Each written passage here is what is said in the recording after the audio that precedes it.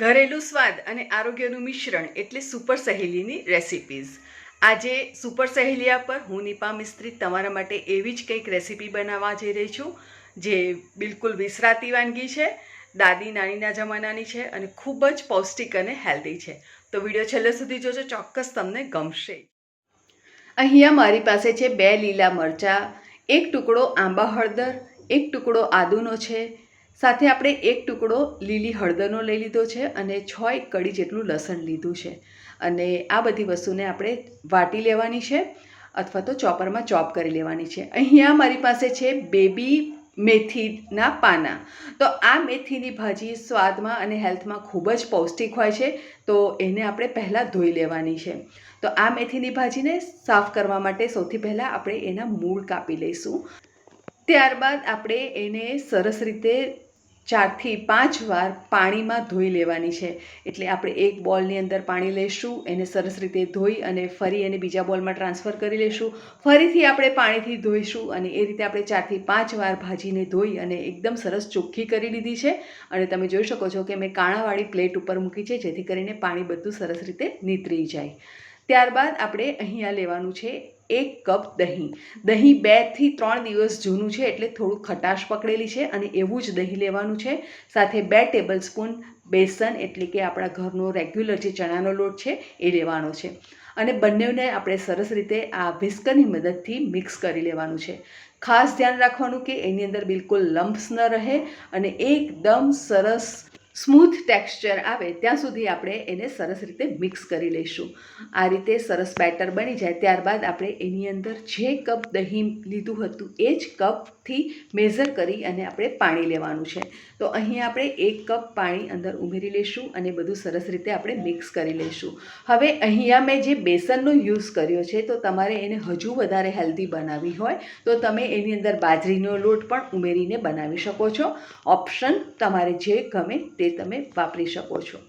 ત્યારબાદ આપણે અહીંયા ખલદસ્તો લેવાનો છે અને એની અંદર આપણે આદુ, આંબા હળદર, લીલી હળદર, લીલા મરચાં, કઢી પત્તા અને લસણની કળી, આ દરેક વસ્તુ અંદર મૂકી અને આપણે એને દરદરી વાટી લેવાની છે. આપણે ટ્રેડિશનલી બનાવવા જઈ રહ્યા છે એટલા માટે આપણે આ રીતે વાટીશું. તમને જો આ રીતે વાટવું ન હોય અથવા તો તમારી પાસે આ દસ્તો ન હોય તો તમે ચોપરમાં ચોપ કરી શકો છો, અથવા તો તમે જો મિક્સીમાં વાટો તો તમારે એને થોડું દરદરું વાટી લેવાનું છે. તો અહીંયા મેં વાટીને તૈયાર કરી દીધું છે અને તમે જોઈ શકો છો ફ્રેન્ડ્સ કે એકદમ સરસ દરદરું અહીંયા વાટીને તૈયાર થઈ ગયું છે. એક બોલમાં આપણે કાઢી લઈશું. ત્યારબાદ આપણે એક તપેલી લઈશું, એની અંદર 3 ટીસ્પૂન જેટલું ઘી લેવાનું છે. દેશી ઘી લઈશું તો આ રેસીપીનો સ્વાદ અને સુગંધ બંને ખૂબ જ સરસ આવશે. ત્યારબાદ ઘી ગરમ થાય એટલે આપણે 1/2 ટીસ્પૂન રાઈ, 1/2 ટીસ્પૂન જીરું અંદર ઉમેરી લઈશું. 2 બોરિયા મરચાં ઉમેરવાના છે. ત્યારબાદ આપણે એની અંદર ઉમેરી લઈશું કઢી પત્તા, લગભગ 7 થી 8 નંગ, 3 નંગ લવિંગ અને 1 ટુકડો તજ ઉમેરી લઈશું.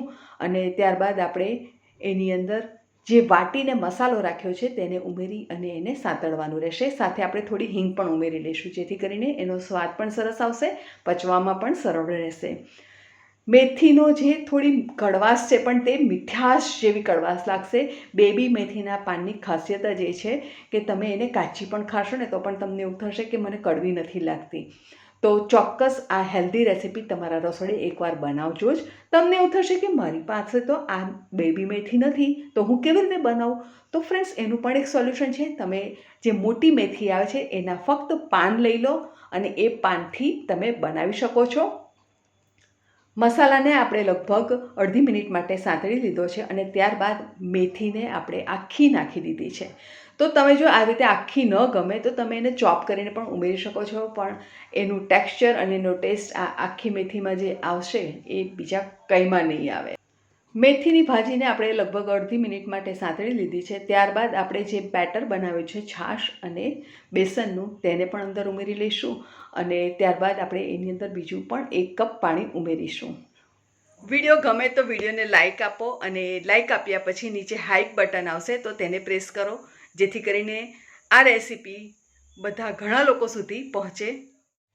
તો અહીંયા મેં જે બોલની અંદર મિશ્રણ રાખ્યું હતું એમાં જ 1 કપ પાણી રેડી અને રિન્સ કરી લીધું અને અંદર ઉમેરી લીધું.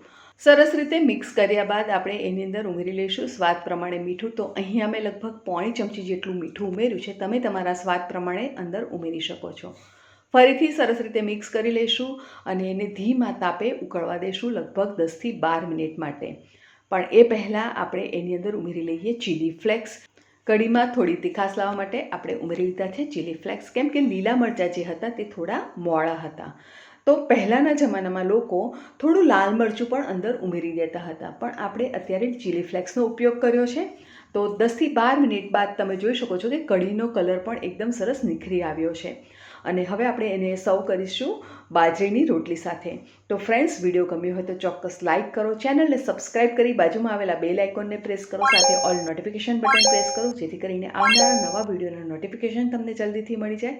તમે નવા વિડીયો જોઈ શકો, એન્જોય કરી શકો. ફરી મળીશું નવી સહેલી સાથે. ત્યાં સુધી આ આરોગ્યપ્રદ વાનગી ચોક્કસ તમારા ઘરે એકવાર વિડીયો જોઈને બનાવજો.